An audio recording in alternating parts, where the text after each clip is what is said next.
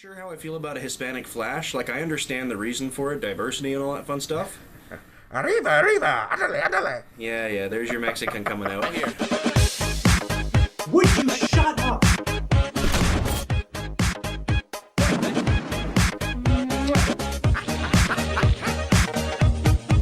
Let's go.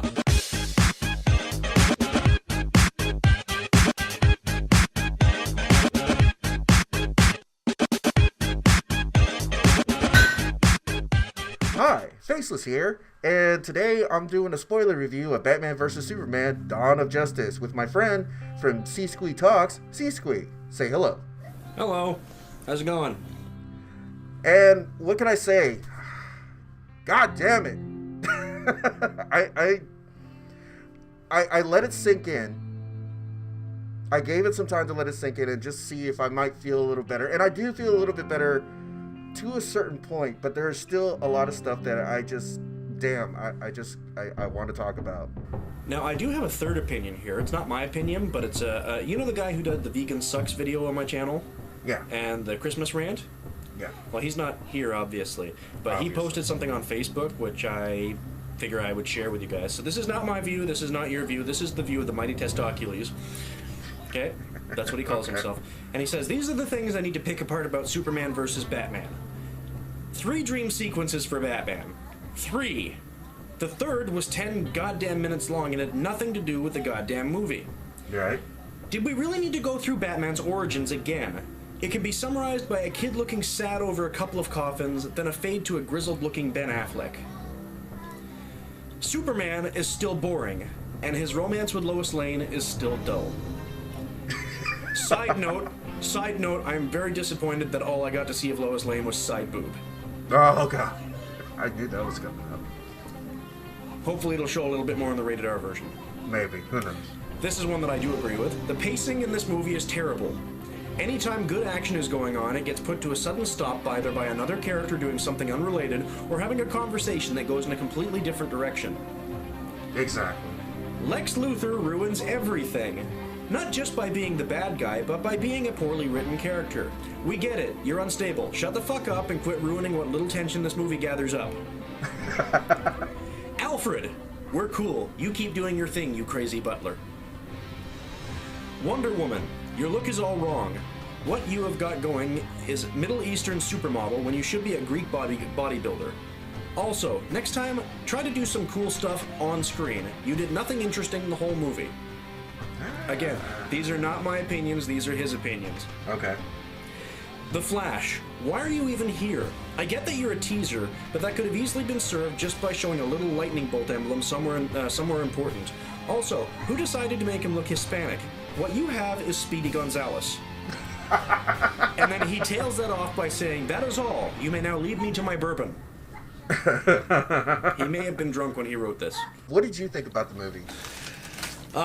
Well, I think that it pretty much had the same result as FEMA. Slow to start with not a lot of satisfying results. It had a lot of build-up for not a lot of payoff. I mean, there were some good fight scenes, but... Right. Hang on. Shut up! Sorry. It's my phone.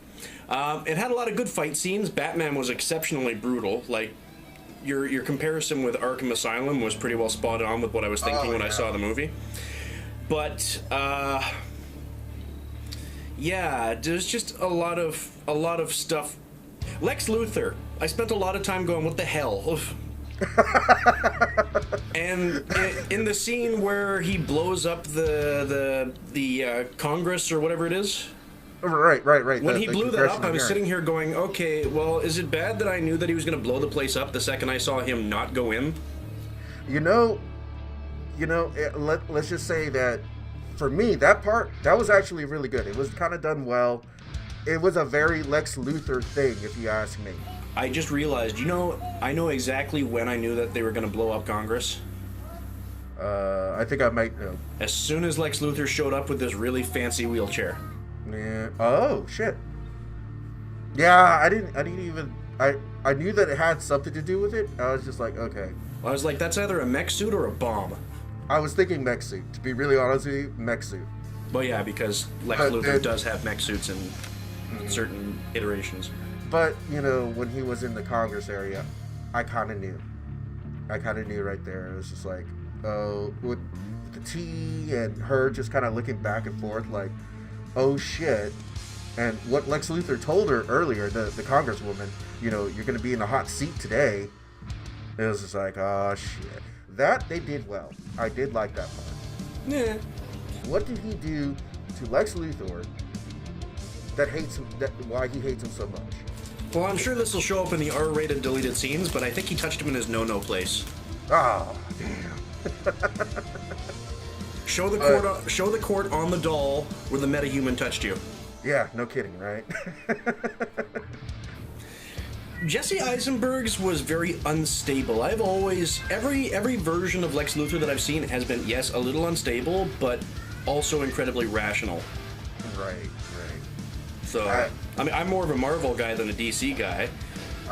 Here we go. But from what I do know of that universe, I've never seen a twitchy, hyperactive Lex Luthor, and it was kind of off-putting. No, I haven't either, and that's the other thing. It's just like, what are you trying to do with this character? He's supposed to be cold, methodical, and plus charismatic. Well, I was honestly waiting for him to go, "You mad, bro?" to Superman, and I was just gonna be like, "Done," and walk out. To be honest with you, it wouldn't have surprised me. I was kind of waiting for that kind of one-liner, but no, he wasn't. I mean, he was like a cross between what the Riddler would be and maybe a Joker type thing. I don't know. It didn't fit. Yeah. Is there anything that just blatantly just really bothered you about this movie? Something that blatantly bothered me. Yeah. Honestly, just the build-up.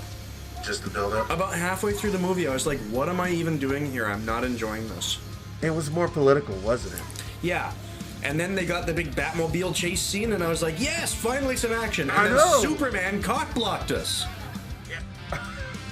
That is the one thing. Comes down out of nowhere, smashes into the Batmobile and says, "Next time I see that bat symbol on the side, I'm coming for you." I'm like, are you fucking kidding me? You let the bad guy get away. It never gets addressed. It's like, what is your problem? Like, do you think you would be like, okay, why are you chasing these guys? There's got to be a reason. And then two, why are you getting mad at him for being so brutal? Because if you remember right, when he goes and saved Lois, he threw a guy, he flew him into a fucking wall. And if the movie's to be believed, he apparently hurt an entire town in the process. Exactly. So it's like, dude, you have no leg to stand on right now through the public's eye and through our eyes, because you're doing just about the same bad shit as he is. You're not branding people. Not to mention decimating an entire city in the previous movie.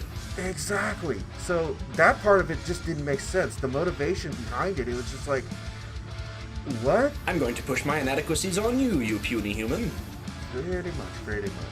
I hate to just praise Batman on this one, but that first scene when we actually get to see him in that suit where the cops are going in and everything, I'm not gonna lie to you, that gave me like an eerie sense of just dread. Kind of felt like a horror movie, didn't it? It did, but you got to realize that if you're a bad guy, if you're a bad guy doing some bad things or whatever, and Batman comes in, you kind of need that feeling. He kind of needs to impose that feeling. So they did a good job there introducing him as a Batman. It was just like, oh shit, I know he's a good guy, but fuck, I'm scared. We're criminals, Alfred. We always have been. It didn't fit, but I understood the reasoning for it was the desolate future that Batman saw in his vision there. As soon as I saw Batman shooting people, I was like, Batman with guns? Oh god, that's the other thing. Folks, this movie, if you believe in Batman as far as not shooting anybody, his policy on that, just throw that out of the window, because people get killed by this man. Oh yeah, I'm pretty sure. Didn't he stab a guy in his last fight? He did stab a guy, but that could be left to the interpretation that he didn't kill him. But I'm talking about like when he brought out his guns while he's chasing after those guys in the Batmobile. Yeah. It's like, yeah, you know what? They did the same thing in the 1980s Batman with Michael Keaton. They said that he has a no-kill rule, and then he blows up an entire factory. Yeah, no kidding. And then he goes and flies in the Batwing, and then just shoots missiles and machine guns at them. During that scene. But this is kind of reminiscent of that, and I thought it was funny when the guy was just trying to shoot him through the back of the van, and he was like, all right, I got a bigger gun for you, and then it doesn't show him actually getting hit, but you know what happened. I mean, come on. The human body can only take so much, and the way he was beating these guys down, the way he was, let's just say, killing these people. Especially that guy whose face he put through the floor. Oh, I know. when we saw that, because Kirby was with me, the entire movie theater went, oh! It's like you knew. It's like, come on, he's dead. I mean, there's either that or he's really paralyzed, where he might as well be dead. Jesus Christ. Well, at least he won't have to get that expensive dental surgery done now. But to be really honest, with you, I like this Batman. I really did like this Batman. Yes, he stole the show in every scene he was in. I liked Wonder Woman in this, and as I said in the review, I am looking forward to seeing the standalone movie of her. And they kept her nice and minimal, so you didn't have to worry about going crazy. Yeah, they did. But it made, at first when I heard that she was going to be playing as her, I was, Gal Gadot. I wasn't too keen about it. But after that movie, After that kitty. but after the movie, I'm curious about how this story is going to play out. I mean, how did you feel about her? I liked her. I never had a problem with her. Really? Okay. Jesse Eisenberg, Gal Gadot was fine. Ben Affleck was fine. Henry Cavill was fine. He was there. Yeah, he was there. He kind of didn't do much. He was just like, look at me, I'm beefy. Yeah. That's Lois Lane, I hated the character, but loved the actress. She actually, okay. I've seen a lot of critics. They say that Lois Lane really wasn't there she was only there just to have Superman save her. But she did have a little role, which I did appreciate, being the investigative reporter that she is. I appreciated that, but yeah, she was saved way too many times. She was put in spots that it's just like, really. The entire movie could have progressed without her. Exactly. Nobody would have noticed the difference. Even though there was one brilliant piece of dialogue there that was said to Lois Lane, which I just laughed my ass off. Like, what's that? People actually had to tell me to shut up. Lois Lane is talking about how, we should be reporting on the Batman in Gotham City and blah, blah, blah. And then her editor, the guy played by, what's his name? Lawrence Fishburne. By Lawrence Fishburne, says, I can see the headlines now. Crime wave in Gotham. Next week, water, wet. I forgot about that one. Yes, that was really. I love Lawrence Fishburne's version of Perry White. That is just awesome, and I love the interaction between the normal people in this movie. Jeremy Irons played a fantastic. I forgot to mention him in my review. Alfred the Butler. Yes, he did. He should not change a thing. No. When they cast Jeremy Irons, I was like, yes. I was on the fence with that. I'm not gonna lie. I was like, you mean Scar? Really? You mean that weird guy in Lolita? No. Simon from Die Hard with a Vengeance? Yes. I thought he was awesome. He was awesome in that movie. He was awesome. He was awesome as Alfred. I'm not gonna say better than Michael Caine because I like to put that version different from this version, but it's pretty hard to fuck up Alfred. I mean, even in Gotham, the guy who plays Alfred in Gotham, I like him too. He's pretty good.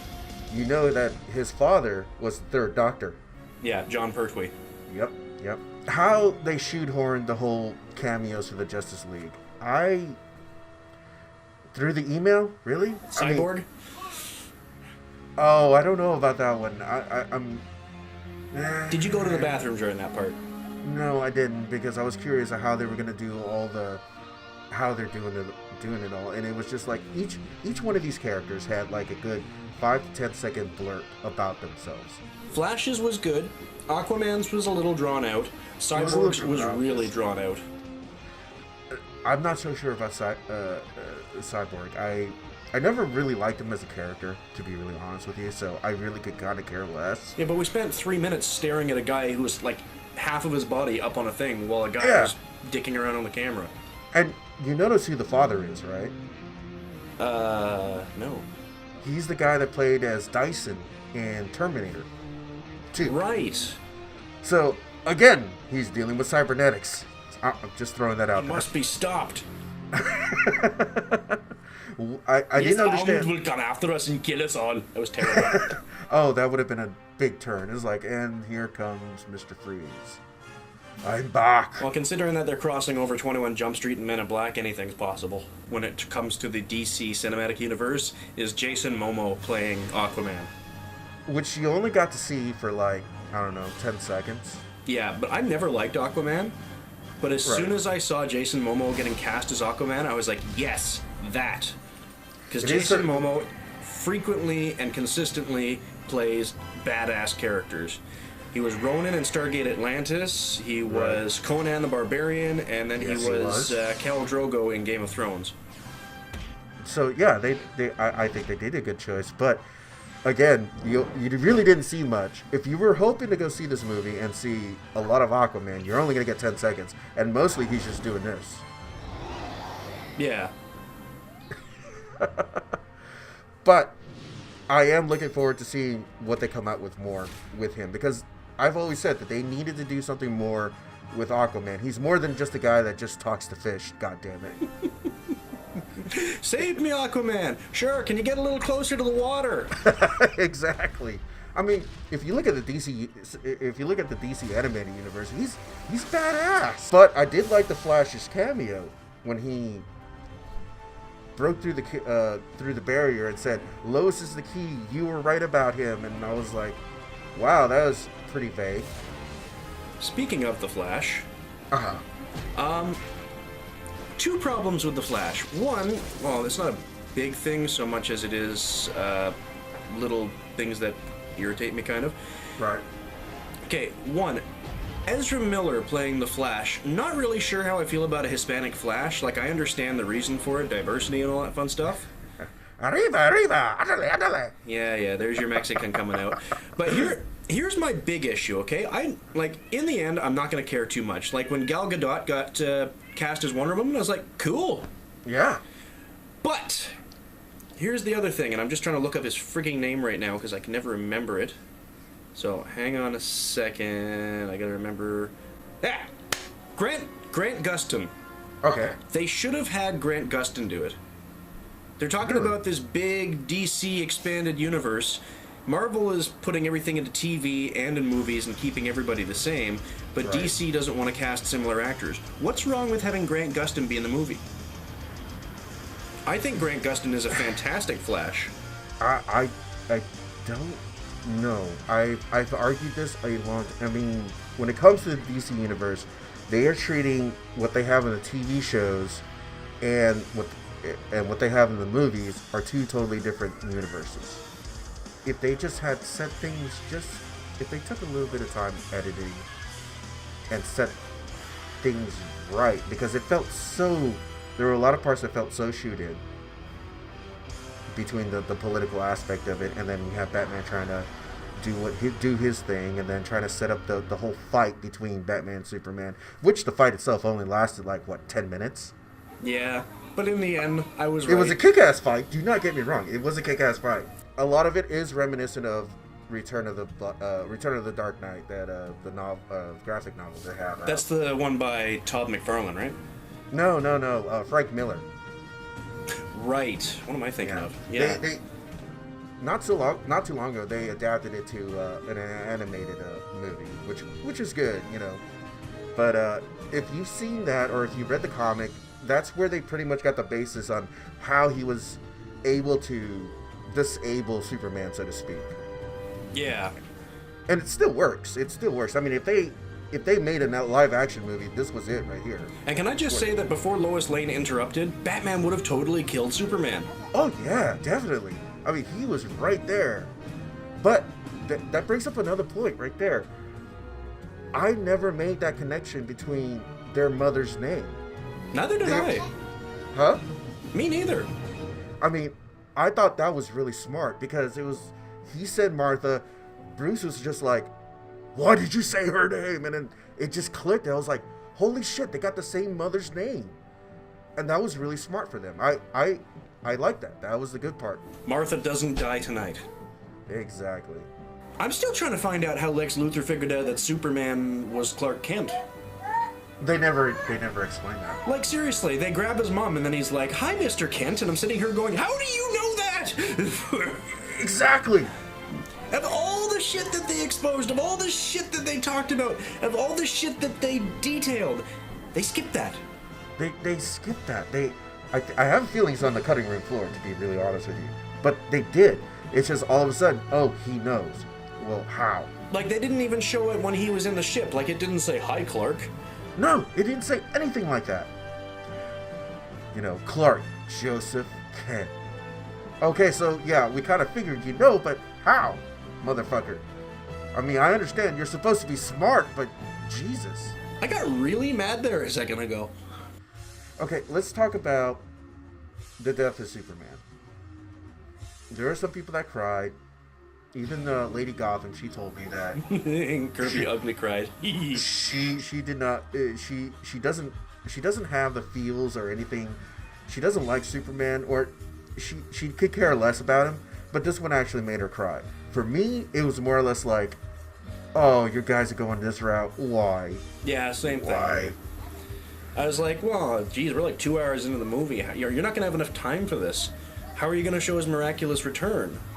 Oh, that's how you're going to fund the next movie. Oh, yes. We got to trail into the next movie. Oh, damn.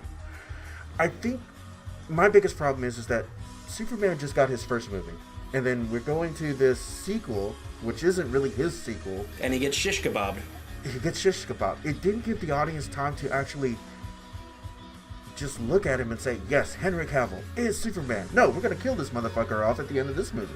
I'm like, okay. I didn't have the feels like most people did. I didn't. It just, I'm still having a hard time with it. And it pisses me off. It's like, God, why did you guys go this route?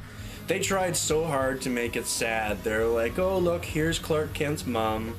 And here's Lois Lane's sad. Now here's sad Clark Kent's mom passing Lois Lane a sad ring. I'm like, really? Yeah, exactly. You're not getting anything from me. Meanwhile, Kirby's sitting next to me going,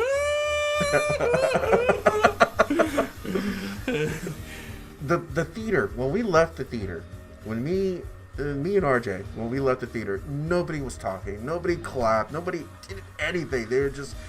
They walked out of there, and a lot of them were just like, was that it? One guy was appropriately wearing the Superman Apocalypse. Wow, I'm getting my movie, John. I'm getting my universes crossed big Right. time. One guy was appropriately wearing the Superman Doomsday T-shirt. That funeral scene. Don't get me wrong. I love watching my girlfriend cry at movies. At movies and video games. Okay, basically anything involving movies and TV shows, because she gets right into it. If she walks in on a movie that I'm watching, has no context to what's going on, and sees a character die, the second the sad music hits and you see one character going, she just ugly cry. Oh no! And it is every single time I laugh at her. But during the ending of Batman versus Superman, the Superman funeral was like 20 minutes, and after a while, I got bored. And I even got bored of laughing at her crying.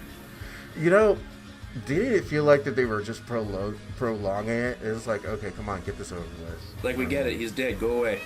But I guess what really upset me is that throughout that whole movie, Superman, of course he did have his fans. You know, there were people that appreciated him, that loved him. But then you had the other half that just hated him, that they consider him as a threat and all this stuff. And then he dies, and then all of a sudden the whole world cares. Oh, well, he saved us from Doomsday. Who nobody knew existed until 5 minutes ago. Nobody knew that existed. Nobody knew the potential, really. If I knew how the government works, they won't disclose how bad he really would have been. Right up until that part, I thought that was a very realistic take on American culture. I don't know anything about this guy, so I hate him. Well, I don't know anything about him, but I heard one good thing, so he's awesome. Yeah, that's pretty much how that goes. I mean, seriously, Anti-vaxxers are a perfect example of that. Oh, we're not with that. I guess from my understanding, they had cut this movie. It was originally going to be like 3 hours plus long. That would have been okay. And as long as the pace wasn't as awful as it was for the first hour. Yeah, exactly. And I think that a lot of that had attributed to that, because I felt that there was more to it than what we saw. And I have a feeling when they come out with the uncut version, maybe it might be a little better. Maybe I could see oh, that's where they were going with this, or okay, I get it. But Warner Brothers and DC are so concerned with competing with MCU that they literally sacrifice just different things just to get to that point, and you can't do that. They kickstart, like I said in the review, they kickstarted and they went overdrive. But if they had taken the time and not worry about so much of the build-up with the Justice League, maybe be a little bit more subtle. If they were just a little bit subtle with it, then this would have been an okay movie. This would have been a B, right off the bat, a B movie. Yeah.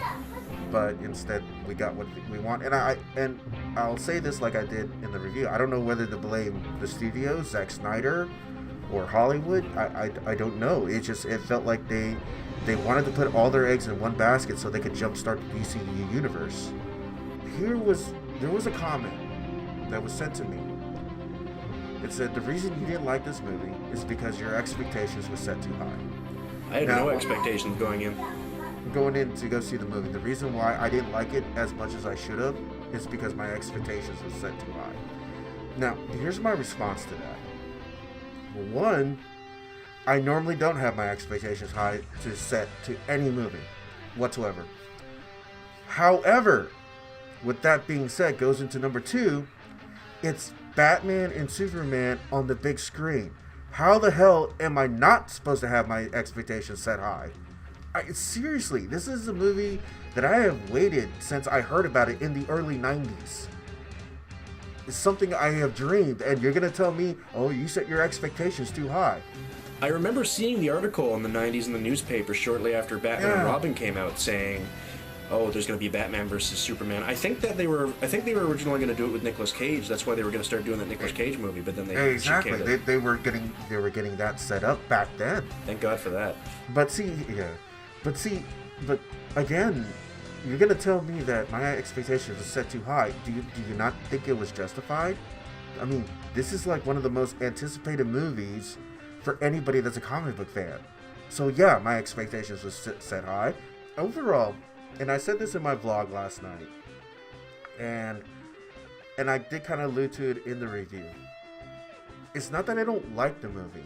I do like it for what it is, but half of me enjoyed the fuck out of it, and then there's that other half of me that just, I had problems with it. I literally had problems with it. As much as I wanted to give it an A, or maybe even a B, I just couldn't, because I knew as an average moviegoer, they're going to go in, they're going to watch this. The first half, it's either going to bore you or it's going to intrigue you. The average moviegoer nowadays, they want to see some excitement. And I hate to put it out that way, but they want to see some shit go on. And all you had was talk.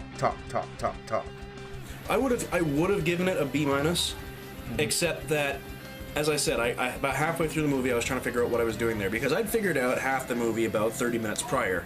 Right. And then the rest of it was just like, okay, now we're talking about it again, now we're repeating ourselves, now Batman's having his third nightmare in a row. Yeah. This would be so much cooler if he had Wolverine claws so he could at least shred his bed sheets when he wakes up.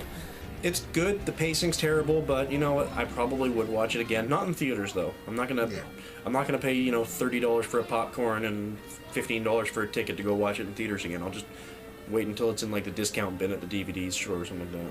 Yeah. Yeah, unless the rated R cut gets like a really good review, then I might, rent it on Xbox Live or something. And to be really honest with you, as soon as it comes out, this is probably going to be one of the only movies I'm going to get the digital version for if it comes out there. I'm going to get that, and I'm probably going to end up doing a review on that one too as well. So yeah, you know what? I might just get the digital version too. Yeah, exactly. Wink. So. But, if it's going to be another movie where I have to sit 3 hours and then it's just, they should have left us cut out, then I'm going to be really good. Well, that's pretty much all I have to say about all this. I hope you guys enjoyed this. Thank you, SeeSquee from SeeSquee Talks. If you haven't seen his website, go check it out. I have a website? Well, I'm talking about your channel. Okay. He has a channel. I'll have the link down below. But until then, this is Faceless, signing off. Right here.